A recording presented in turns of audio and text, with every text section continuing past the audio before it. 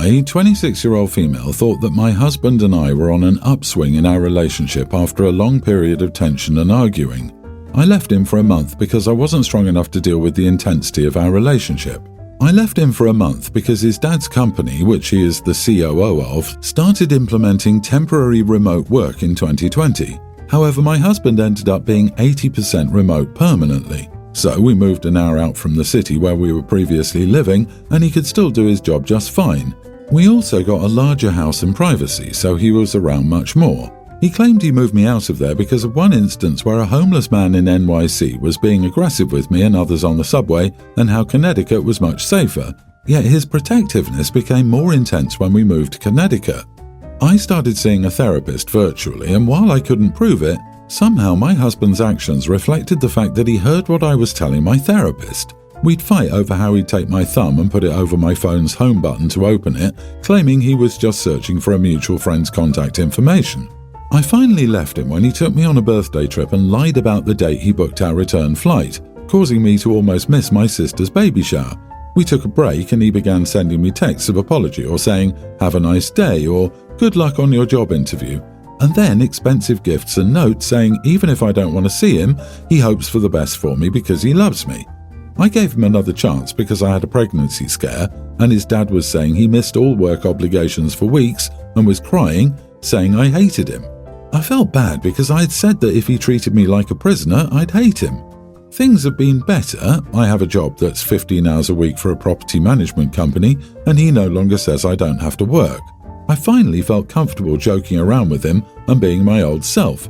However, I got suspicious when he started making pointed comments about certain parts of town that I'd driven to for a work errand before I told him about them. My sister said he definitely has a tracker somewhere, and we got her husband to take a look around and he found it. She told me he'd just say it's only there if the car is stolen, so I needed to leave instead of letting him lie again. I've had enough, and when I told my husband I was going to go to a park, I ended up driving to a coffee shop instead. After a few minutes, his car pulls into the parking lot and he's furious that I deliberately played a trick on him. He accused me of hiding other things from him but said the tracker was there in case the car was stolen. I told him I was going to leave him unless he confessed to the whole truth, and he called me a liar and said he knew I was bluffing about leaving him. Am I the idiot? You're being abused and controlled. You know why he said you won't leave? You already went back once. He thinks he got you, and if you don't pack your crap now and leave, he will be right. This is the dangerous type of escalation before he locks you in the house, before he starts keeping your phone from you, before you accidentally end up pregnant. Get out now, today. License, wallet, phone, a duffel bag. Of course, you're not the idiot, but you're about to be a statistic. Leave him today.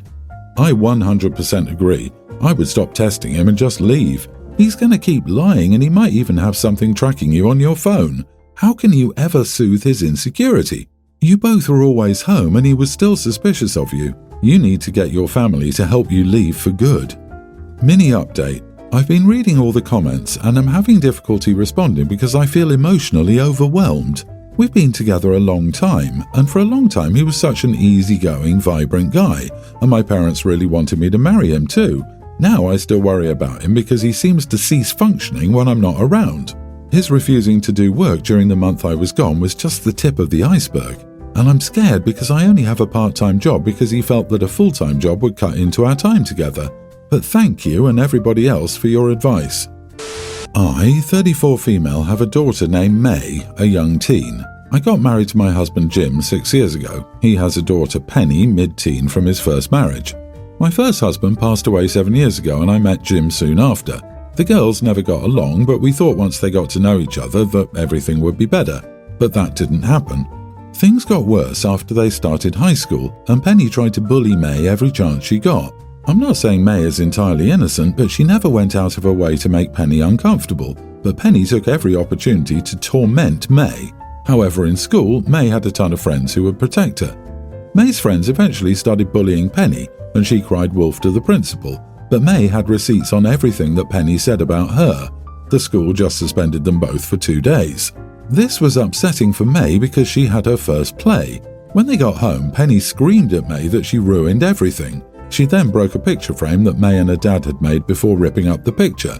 May screamed and we ran down and saw what happened. Penny then said you'd be better off with him to May before going to her room. May sat there distraught before running outside. I ran after her while Jim stayed with Penny. I found her at the park. She said she couldn't stay in that house anymore and would ask her paternal grandparents to take her in. I told her that wouldn't be a problem. That night, I talked to my husband and told him I was filing for divorce because I couldn't continue watch my daughter be in pain. He told me we'll get through this. I asked him not to make this harder than it was and that I'd be visiting a lawyer in the morning. I love him and Penny very much, but May is still my priority. Am I the idiot for divorcing my husband because our kids don't get along? Everyone's the idiot here, except the kids. You and your daughter suffered a significant, assume, loss in your first husband, and she's grieving her father. There was not a long enough period for grief and especially healing. Instead, you and Jim had a short dating period, engagement, which quickly ended in marriage 1 year later. Even if you take the trauma of losing a parent, no child or person wants to be rushed into a situation that will drastically change the girls' lives in a short amount of time. Also, the fact that you and Jim acknowledged they didn't like each other and then forced them to be in the other's life as stepsisters. This doesn't seem like it was thought out. This marriage sounds like an impulsive reaction to maybe you and Jim needing someone at that moment to stop the feeling of drowning and feeling and giving love to another person. Yeah, I'm hung up on the timeline too. It feels like only now is OP thinking about her daughter, but only because Dad died 7 years ago, no mention of being divorced, and OP married 6 years ago. Penny has been allowed to do anything up until this point. You got married and thought things would magically fix themselves? I swear parents like you all make me want to scream, because it's all about you and you don't think of the kids you're forcing to be family. Everyone's the idiot here. You guys are awful parents. Always put your kids first, especially when you're their only parent. Been there, done that, got the divorce. Don't regret the divorce for a single moment. My ex Ryan, a 20-year-old male, and I, a nearly adult male, dated for about 2 years until he decided that he couldn't be with me anymore because we were on different paths.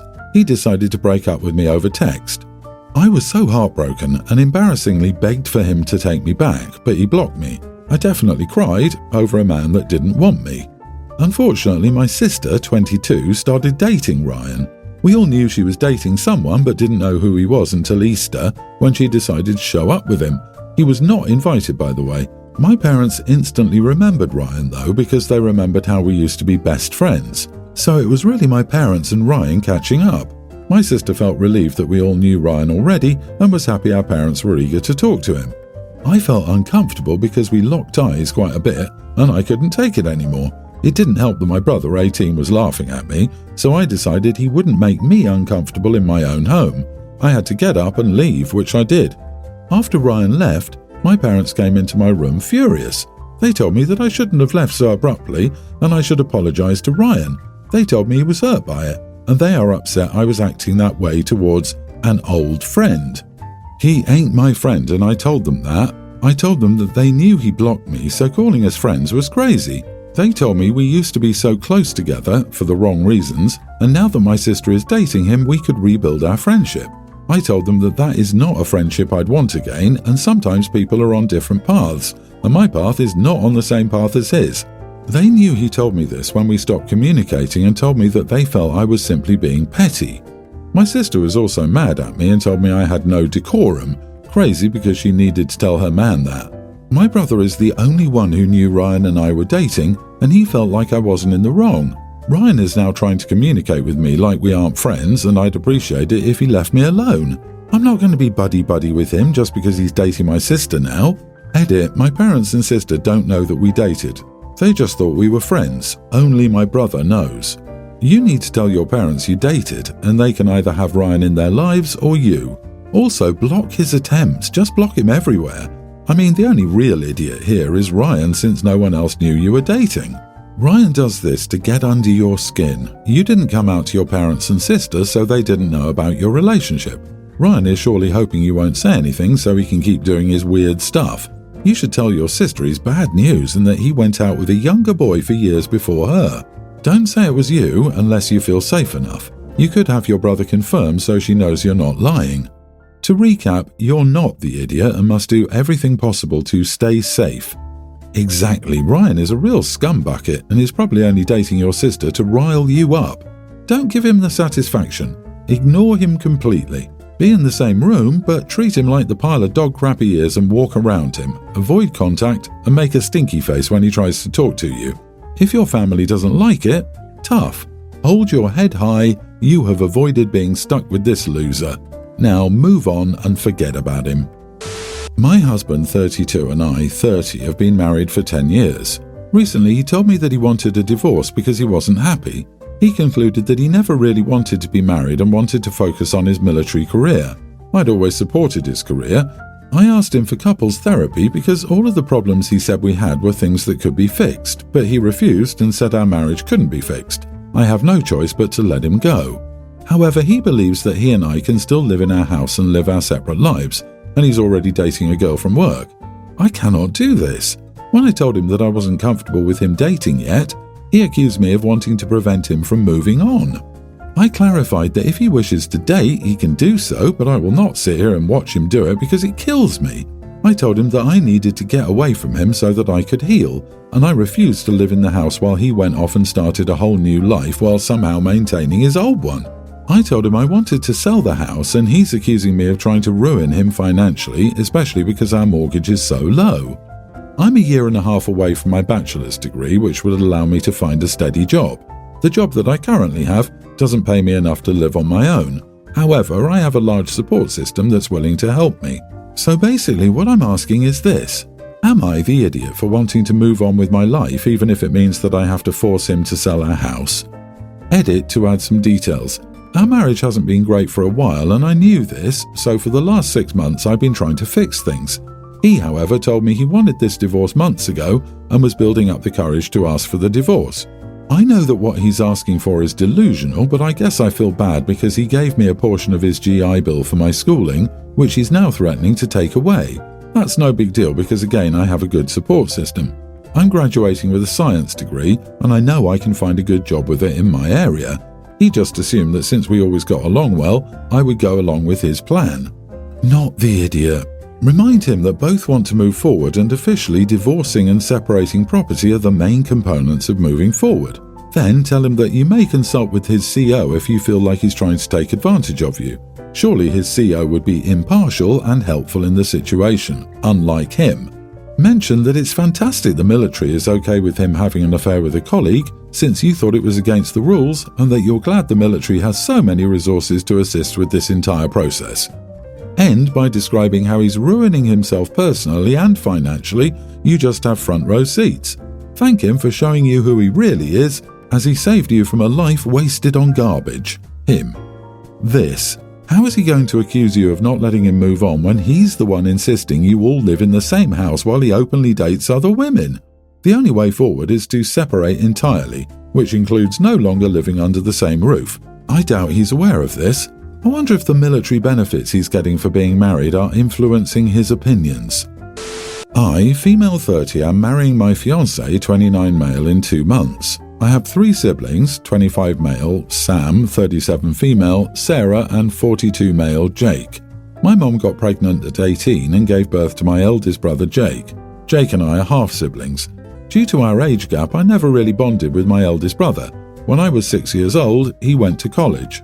He used to call Mom and Dad, his stepdad, regularly to ask about me and my other siblings, but that's it, nothing more than just normal, how are you and what are you doing? We never really hung out with him. Only my sister Sarah was close to him. They used to talk a lot, unlike me and Sam. Whenever he visited us, he would bring chocolates and gifts, and take me and my other siblings to lunch and dinner. As I grew up, we started to drift apart. On the other hand, I have a very good relationship with my other siblings. Currently, I and Jake only talk once a month.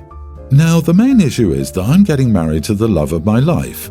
And we've planned a small wedding, nothing big or extravagant. We're saving for a home and a honeymoon. Since it's a small wedding, both of us have decided to invite only close friends and family members. I've invited 4 friends and my mom, dad, Sarah, Sam and my grandmother from my father's side, only grandparent alive. When I broke this news to the family, all heck broke loose. I was expecting my mom to be upset that I didn't invite my brother. Still, almost everyone was upset, including Sam, which I didn't expect. So Sam wanted to become a software engineer and Jake was a software engineer. For that reason, he and Jake started to talk more, and Jake guided Sam in his journey of becoming a software engineer. I, on the other hand, am a lawyer. I didn't know they reconnected. All of them are saying I cannot do this to Jake, who's also family. I've talked to Jake, and he said he's fine with not being invited, but would appreciate it if I reconsidered my decision, as I was invited to his wedding.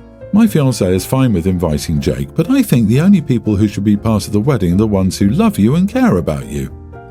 You are the idiot. So your much older brother has always been inclusive of you, never abused or bullied you, and talks to you every month. And for that crime, you exclude him from your wedding while inviting everyone else. Just because you're not the center of his universe, you're throwing a tantrum that he doesn't love you when all he's done is love you, albeit older.